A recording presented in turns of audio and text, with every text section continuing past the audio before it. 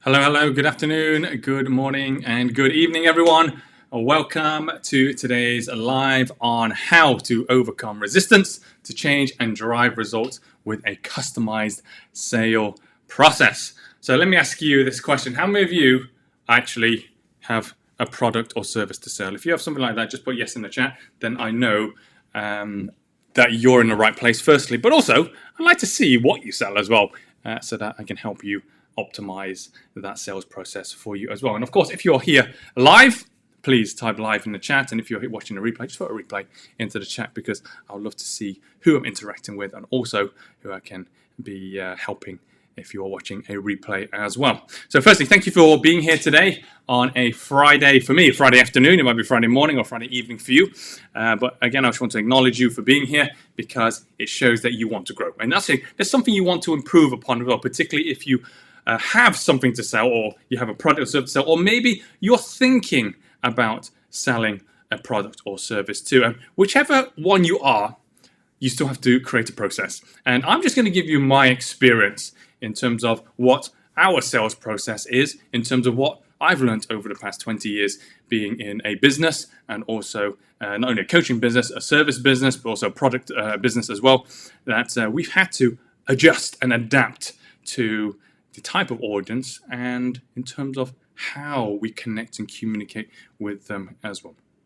But before I do that, I just want to share with you guys, if you're one of those people that you have a service or product and you haven't really got an ideal or optimized sales process, this is what's probably happening in your business, is that you're probably in a lot of chaos because you're not sure where the leads are coming from. But then you also don't know where the leads are going. What's the next stage for them? What's the next thing they can get? How can you nurture them so that they have a higher chance of actually continuing with you because you built a relationship? You're probably thinking, actually, yeah, I've been losing a lot of leads, whether at the beginning, in the middle, or sometimes even at the end, which is still okay as well. But ultimately, it's about, for any business, we have to be very real here, for a business to succeed and actually be successful, it's about revenue. And there's ultimately no point having a business if you are not going to generate revenue. So I really hope that you guys are excited about learning about how to generate revenue, but more importantly, how to actually overcome any resistance, not only maybe in your team, but also maybe from your clients as well. And it's going to come in my 3-step process here, so it can help every one of you move forward. Because just continuing with, the times when, because I was here, particularly at the very beginning of having the business, we really struggled in sales because I had a problem with selling. Being a clinician, it's like, I'm not meant to sell because I used to work in public health. Everything I do is Verticom's free, but it's not taxpayers' money essentially, but it's free. And I had a real hard time selling.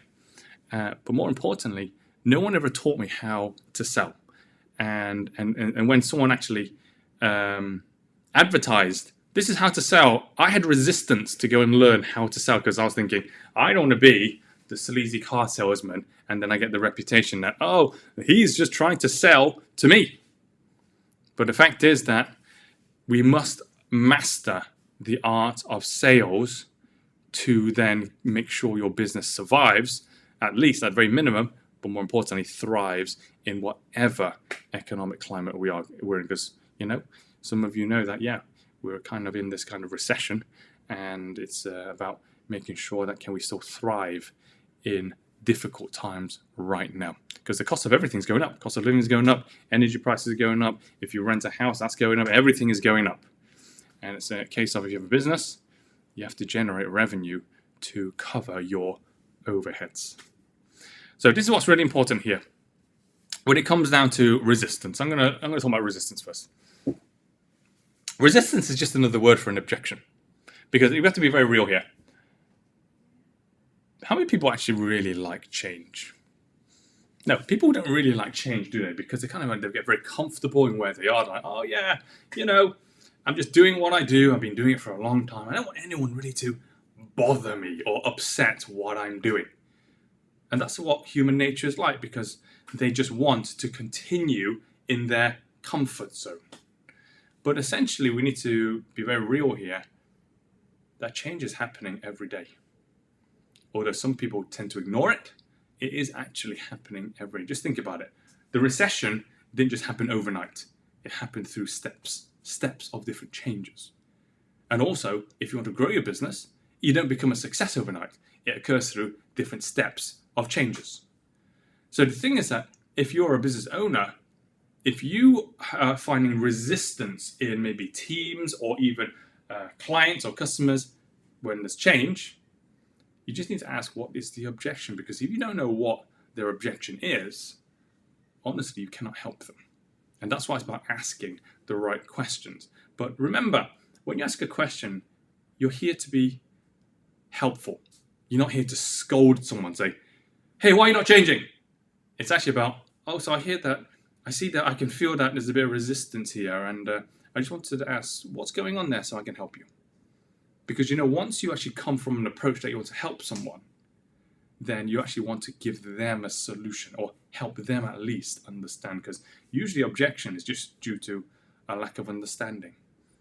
Because when we have a connection between two people, whether it's a client or a team member, it's all about communication and understanding one another. Because once there is understanding, there's usually zero resistance. So generally, the people who have got resistance, they don't really know why you're changing or why you're making changes, whether it's to a sales process or a change to a system, because they need to also know what's in it for them.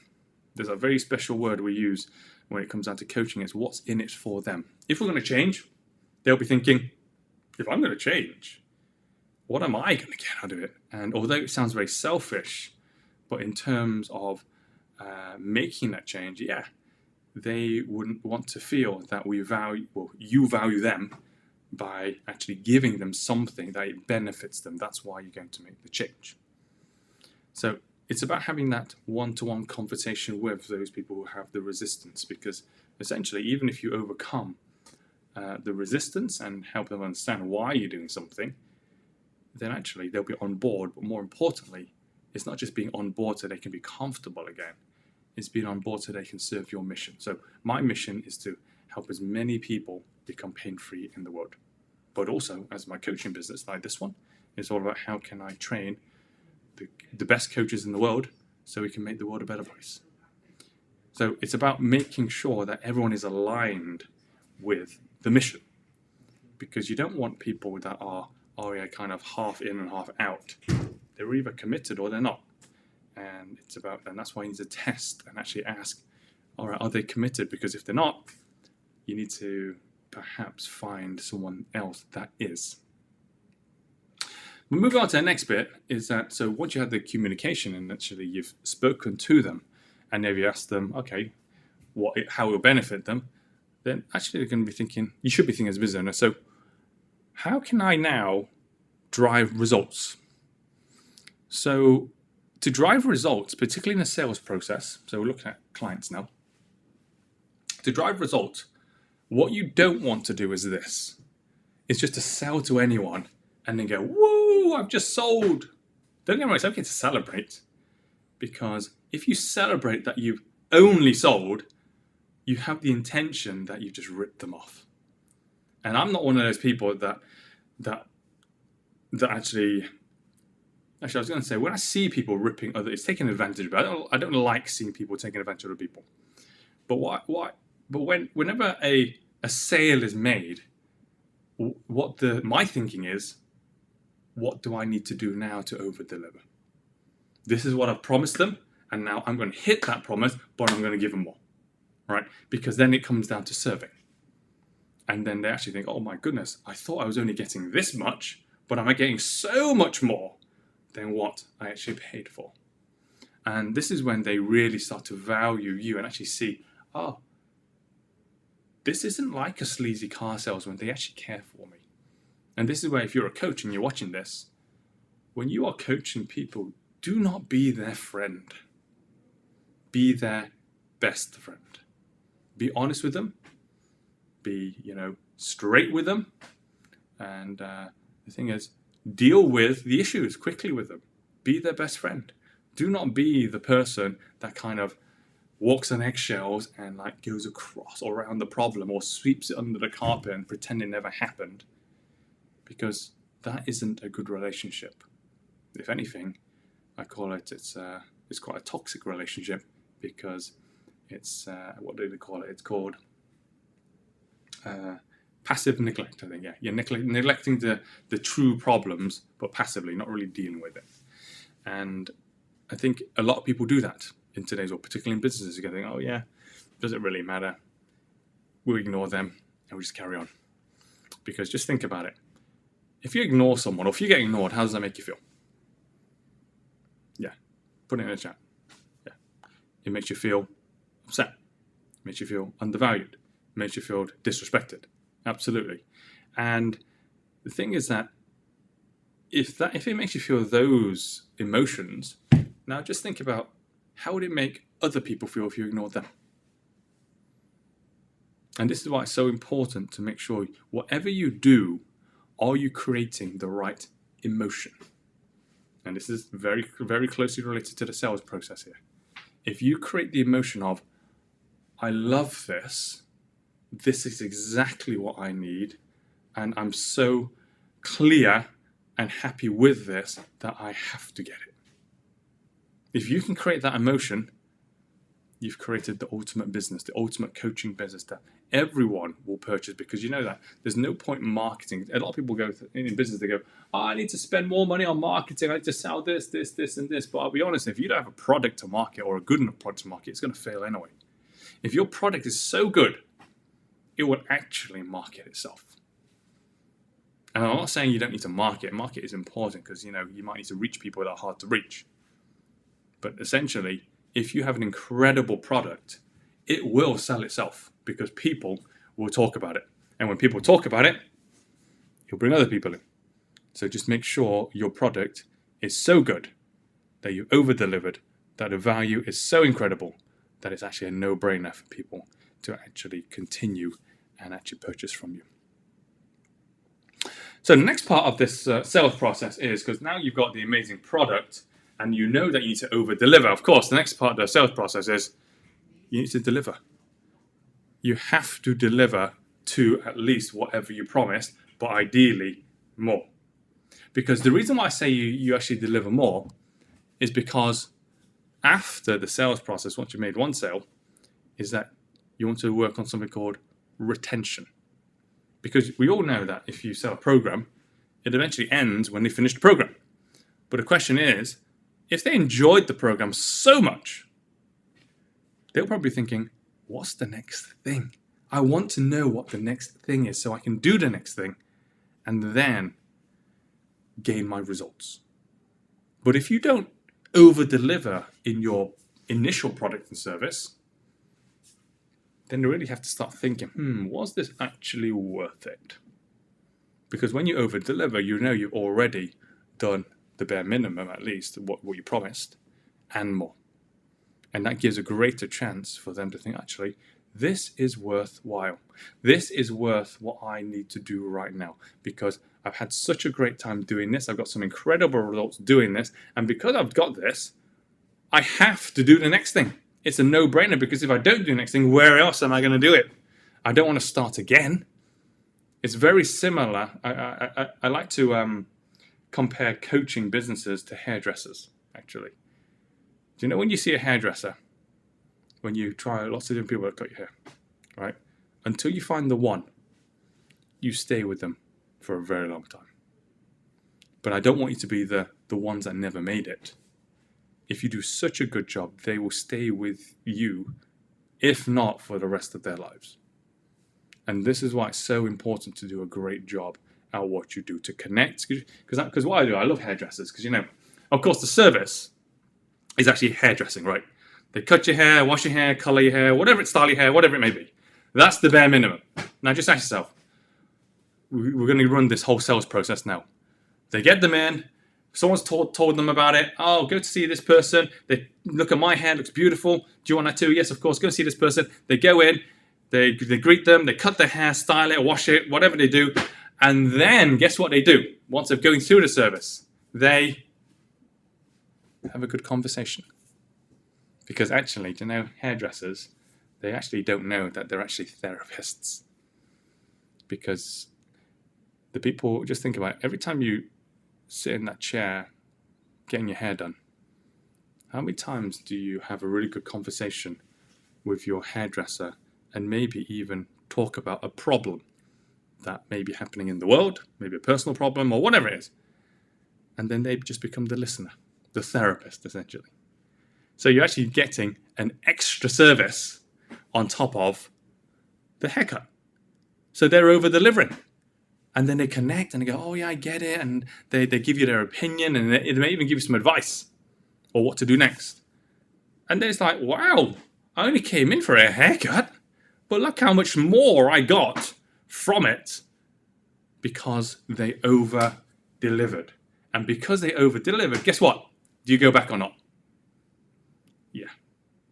Time and time and time and time again. So if you're ever going to remember anything in terms of a sale process, think of a hairdresser, because they have an incredible process in terms of how they treat their clients, how they retain their clients, because it's about retention as well. Because, you know, when I talk about retention, it's a lot easier to retain than find new ones. Because you're not going to find a new one. Guess what you need to do? You need to spend on Facebook ads, Google ads. You need to do a lot of work on social media. You've got to maybe do some meet people face to face. But if retention is just, you've met them already, they've bought from you already, all you need to do is send a message. Hey, the last time you had a haircut was 6 months ago. How's your hair doing? It's time. I think it's time to get it cut. Guess what? They'll get the message, they'll book straight in. And if you're a coach, say it's a relationship coach, you say, oh, hey, yeah. Oh, I saw you last time I saw you was 6 weeks ago on a coaching call. I'm just checking in to see how you're doing. Can we meet up this week? They'll say, oh yeah, I've been called out that I've been missing it, and they've already paid for it, of course. Then they know you care. Then they come back in and you coach them, they feel much better. And then, of course, you built rapport and you've over-delivered. Then there's a high chance of them actually retaining, and you retaining them as a client, and actually because you've over-delivered in your service. So I'm really hoping that this has made sense in terms of the sales process, but ultimately put in a chat what's the main thing that you've learned right now. Because once you've done that, I'm going to give you the key word I want you to work on if you're developing a sales process. And thank you. So the key word, if you're going to develop your sales process, it begins with a C. Connection. Connect with your audience, connect with your client, because once you connect at every stage of the sales process, you will get a deeper relationship and then a higher chance of selling, and then higher and over delivering your services, and then retaining. But you must connect. Without connection, remember, it's disconnection, and disconnection just means they're gone and they'll go somewhere else. So thank you so much for watching this Facebook Live. I really hope that you found it helpful, and let me know, yes, in the chat, the things that you've learned so far, because I'd like to know that these Facebook Lives are helpful for you. And also, if there's anything else you want to learn, put it in the chat, because we're currently creating a schedule over the next 12 months in terms of what the best things we can teach, particularly you guys who are already coaches or want to set up a coaching business. And I'm just here to help every one of you so that you can get those processes in place. So again, thank you so much for being here. I'm Dr. Michael Lee. Have an awesome Friday and enjoy your weekend. And I look forward to seeing you next Friday for the next Facebook and YouTube and Twitter Live. Have a great weekend. Bye for now.